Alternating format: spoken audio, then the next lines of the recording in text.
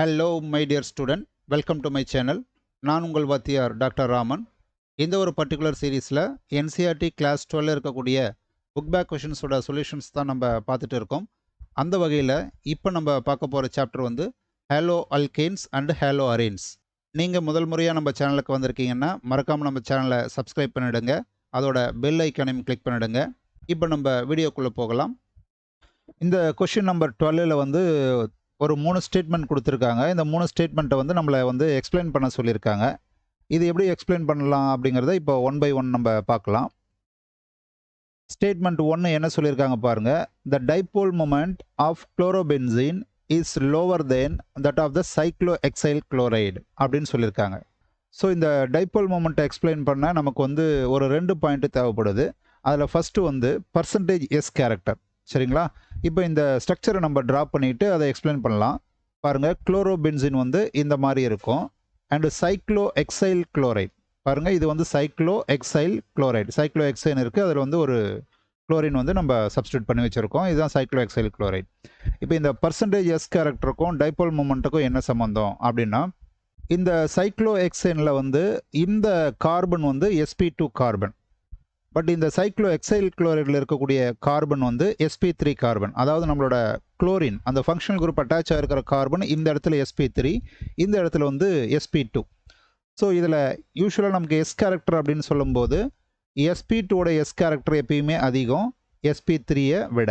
சரிங்களா? ஸோ அப்போ sp2ஓட S character அதிகம் அப்படின்னா இதனோட எலக்ட்ரோ நெகட்டிவிட்டியும் அதிகம். அப்போ எலக்ட்ரோ நெகட்டிவிட்டி அதிகம் அப்படின்னா இந்த பாண்டு ஃபுல்லாகவே நமக்கு பென்சீன் பக்கத்தில் இருக்கிற மாதிரியான மீனிங்.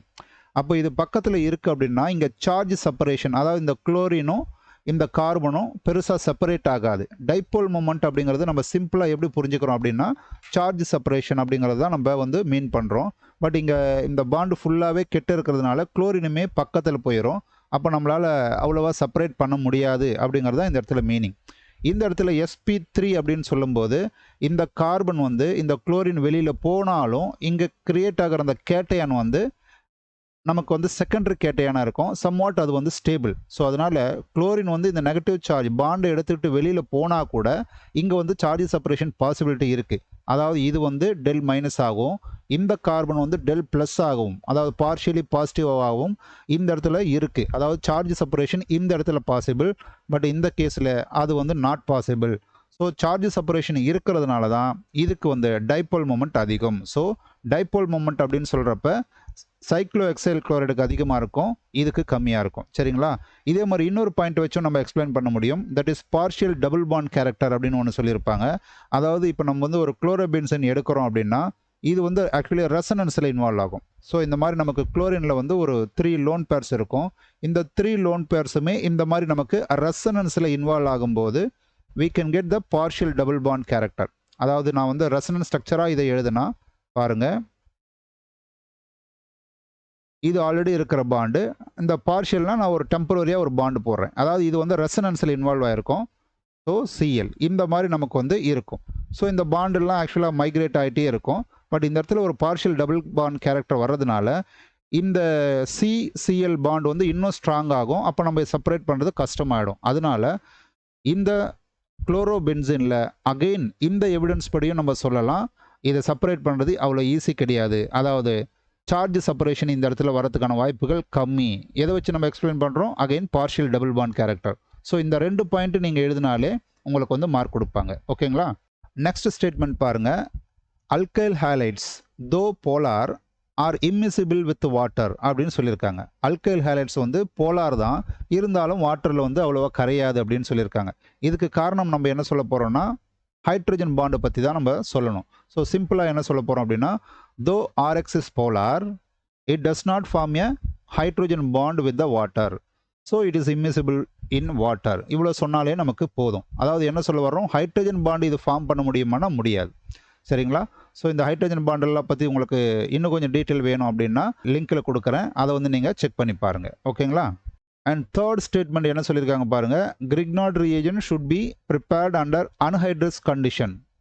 எதனால் அப்படின்னு நம்மளை வந்து கேட்குறாங்க, எக்ஸ்பிளைன் பண்ணணும் நம்ம. அதாவது மாய்ச்சர் இல்லாமலோ இல்லை வாட்டர் நேச்சர் இல்லாமலோ இருக்கிற ஒரு கண்டிஷனில் கிரிக்னார்ட் ரியேஜென்ட்டை ப்ரிப்பேர் பண்ணணும். முதல்ல கிரிக்னார்ட் ரியேஜென்ட் எப்படி ப்ரிப்பேர் பண்ணுறோம் அப்படின்னா ஒரு அல்கைல் ஹேலைடு எடுத்து மெக்னீஷியமும் ட்ரை ஈத்தரும் போடும்போது இந்த மெக்னீஷியம் வந்து இந்த இடையில் ஆருக்கும் எக்ஸுக்கும் இடையில் வந்து சேர்ந்துடும். இதுதான் வந்து கிரிக்னார்ட் ரியேஜென்ட். இது ஏன் வந்து ட்ரை கண்டிஷனில் ப்ரிப்பேர் பண்ண சொல்கிறாங்க, தட் இஸ் அன்ஹைட்ரஸ் அப்படின்னா, ஒருவேளை உங்களுக்கு வந்து ஒரு மாய்ஸ்சர் கண்டிஷன் இருக்குது அப்படின்னா நம்ம ப்ரிப்பேர் பண்ணுற இந்த கிரிக்னார்ட் ரியேஜென்ட் என்ன பண்ணோம் அப்படின்னா வாட்டர் கூட ரியாக்ட் பண்ணி நமக்கு வந்து ஹைட்ரோ கார்பன்ஸ் வந்துடும். அதாவது இந்த இடத்துல ஆறுங்கிறது நெகட்டிவ் சார்ஜில் இருக்கும், இது வந்து பாசிட்டிவ் சார்ஜில் இருக்கும். ஸோ இந்த நெகட்டிவ் சார்ஜில் இருக்கிற இந்த ஆர் குரூப் வந்து இந்த வாட்டரோட வந்து வாட்டரில் இருக்கிற ஹைட்ரஜனோட ரியாக்ட் பண்ணி இது வந்து இங்கே வந்து ஷிஃப்ட் ஆகிடும். அப்போ நமக்கு வந்து பை ப்ராடக்ட் என்ன கிடைக்கும்னா மெக்னீஷியமில் ஒரு சைடு எக்ஸும் இன்னொரு சைடு ஓஹெச்சும் கிடைக்கும்.